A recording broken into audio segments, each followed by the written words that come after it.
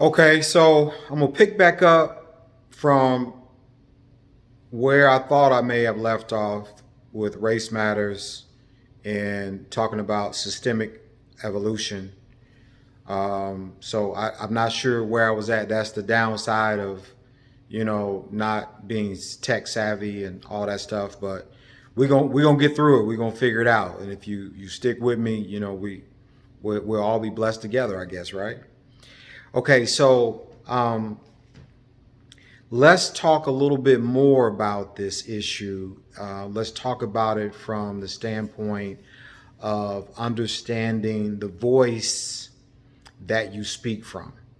And we still talking about race matters, and we still in this whole evolution piece where I was talking earlier about the Paul Tillich's, the Karl Barths, the Vulgate Bible, and all that stuff. And I was trying to put all this stuff together to make some sense out of it to compare in your mind of where we were then and where we are now, and how this all happened.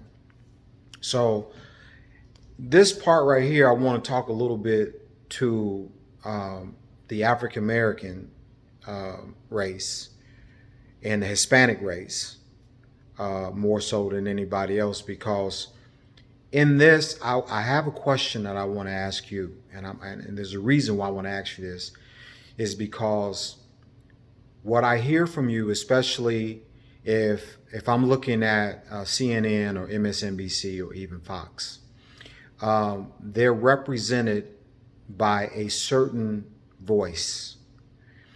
And when I say that, what I mean by is, who are you really talking for? And who are and where did it come from? Okay.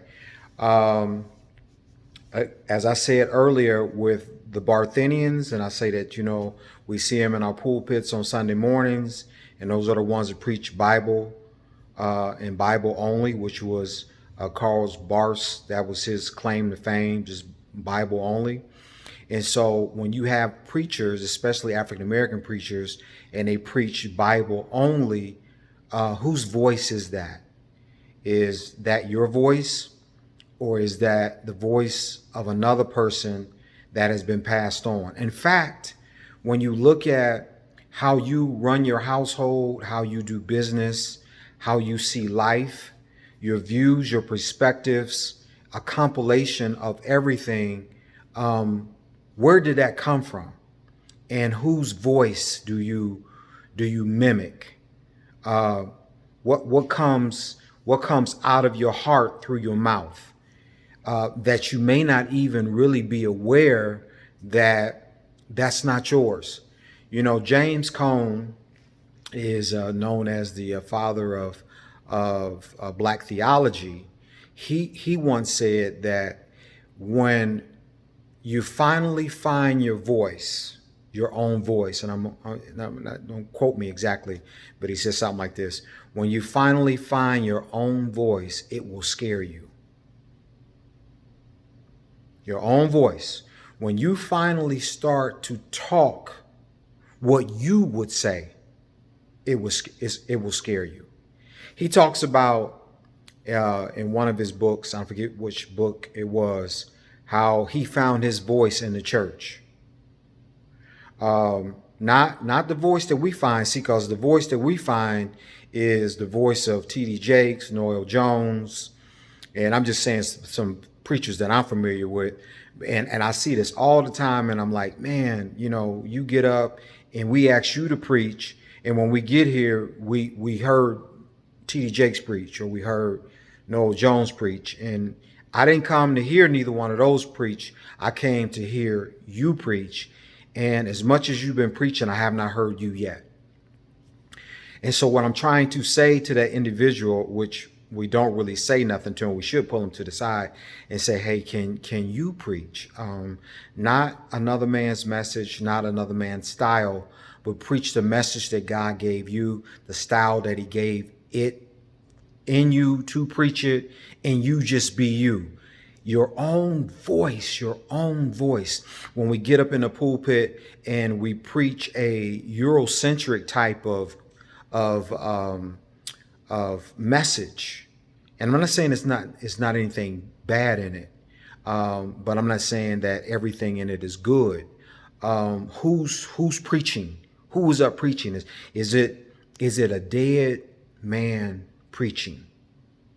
Is it from schools of old schools of theology that originated in Europe with a whole bunch of neo-Orthodox German theologians that had a predisposition to think and to feel and to behave in a certain way? Okay. So it's important now that even as we continue to navigate as African American people, Hispanic people, that we find our own voice, that not a voice that has been influenced by the sage, so to speak. It's been something that has been passed down. But when you really look at it, it is not your heritage. It is not a part of you, but you have ingested it. You've engulfed it. You've embraced it to the point to where you believe it now. And this is a stalemate. It's a bottleneck of where we are today, and we are confused. We are a people of a diaspora. We have been so diluted and all kind of stuff that we don't even know who we are anymore. We don't even know, because it's been so many different things that have been poured in us from so many different directions, all by design, to the point now is that I don't know anymore. I don't know who I am. And so when I do find out, as Cone said, James Cone, as he said, when you do start to speak out of your own voice, it'll scare you. I just want you to think about that for a minute. When you go and you do your business, when you do your bid for today and every day, who are you? What voice are you speaking from? That being said, let me segue into another Bible piece, and I want to use a gentleman by the name of Fernando Segovia, which is a scholar, and he wrote a book called Decolonizing Biblical Studies. In his book, he talks about this notion of speaking in tongues. And he comes from the perspective that when the Bible talks about the day of Pentecost, where they're all together in one place with one accord, and suddenly there came, and then they all spoke in other tongues, and they were speaking in languages that were not their own, but folks from other nationalities heard them speak in a language that they knew that they didn't know about. And so he says that's good, but something happened with that. And this is kind of how we get into, you start off with Saint Peter, and you go all through the saints, and it's where the Roman Catholic Church comes in. All the saints, you can study that in Christian history, but they all developed certain voices, as it were. Okay, and that became our voice. Okay, so anyway, he says that what if we could take the scripture, because that scripture in Acts 2, chapter 2, that particular scripture, or actually when you look at chapter 1, 2, it got distorted as they took hold of it. It's a very controversial thing. Some folks of the Holiness Church, they embrace it. The Baptist Church, they don't embrace it. That ain't what I'm here to talk about. So anyway, Segovia says, why don't we re-envision this thing a different way? Why don't we look at it from the standpoint of a race that came together and they all spoke out of they all spoke in their own tongue instead of speaking in other tongues. Now, he's just trying to get us to see something because, again, I'm talking about race matters and how things got so distorted because once one authority, which was right, the biblical account was right, but he's trying to get us to see something. Once you take that and you roll with it, then the authority that you present becomes the authority. Now, if that authority though gets distorted, it is still the authority, but it's an authority that's been warped. It has been distorted. And that's the thing that carries on from generation to generation. So he says, in light of that, why don't we revision? He wasn't saying that the Bible was wrong or let's interpret the scripture this way. He wasn't. What he was trying to do was to get us to think about something. He says, what if the scripture said that they were all together in one place and they spoke in their own tongue? Think about this. They spoke in their own tongue as the Spirit gave utterance. The reason why he said that was because if I speak in another tongue, and if it's an unknown tongue and it's interpreted by the center. Okay, so if you speak in your tongue is at the margins. And at the margins, there's no control. But when you look at that core group of men that they begin to speak in tongues and they preach that day, they control the narrative. They are in control. So at this point now, as it's taught and how it's preached, it's taught and preached the way that I want it to be taught and preached. You follow me? Okay, so what he is saying now is, but if we go to the margins and we give everybody else a voice, okay, going back to what Cone said, when we finally speak in our own voice, that's what he said. He says, when you finally hear you speaking, it will scare you because up until then, you speaking from the center. The center is not the margins, it's where the power lies. And he says, nah, because if the center is messed up, then the margins can never get healed. The margins can never be heard if the center is messed up. And that's what we're dealing with today. Right now, that's what we're dealing with. So Segovia is saying it would be so nice to re-envision the scripture to say that every person spoke in their tongue. In other words, culturally, now I have a say. I want you to hear me and my voice, not your voice, but my voice, because my voice matters. Race matters. Black lives matters. It's not to say that all lives don't matter, but what is the house that's on fire right now is black lives. Okay. I know there's a lot of arguments out there and they say, well, what's the thing about Black Lives Matter? Well, the thing about Black Lives Matter is not to discount other races. But right now, what is polarized more than anything is the black life. And so we're saying that's the house that's on fire. And so that life matters because they tearing black lives up right now. So it's not that all lives don't matter, but that particular life at this given time in this current that's happening right now, black lives is what's being pronounced. It's not that the rest of them don't matter. So I like what Segovia was saying, and I just wanted to mention it in this segment to say, okay, I am only saying that to say when we look at all the other things and how we get back to the place of systemic issues, systemic racism, systemic hatred and all that, could it have something to do with all those that were from the center controlling the narrative?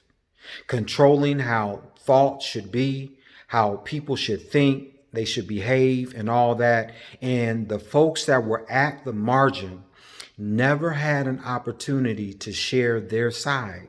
And that's one of the reasons why, there's an invitation now to the table for blacks and whites to come together and to share. And for black people now to be heard and say, hey, well, wait a minute, hold on. Wait a minute. Can you hear my story? Because one of the reasons why you having an issue with the behavior that I present or I exhibit is because you initiated it.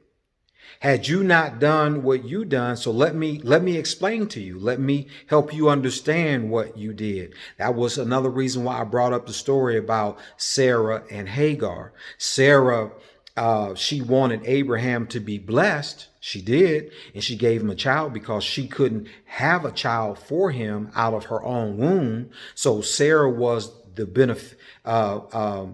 she was the benefactor. Well, she wasn't a benefactor, but she was the vehicle. Abraham became the benefactor and Sarah became the beneficiaries of that. But still, at the end of it, Hagar had a place in it. So they got blessed. Sarah and Abraham got blessed. But where was Hagar's feelings in it?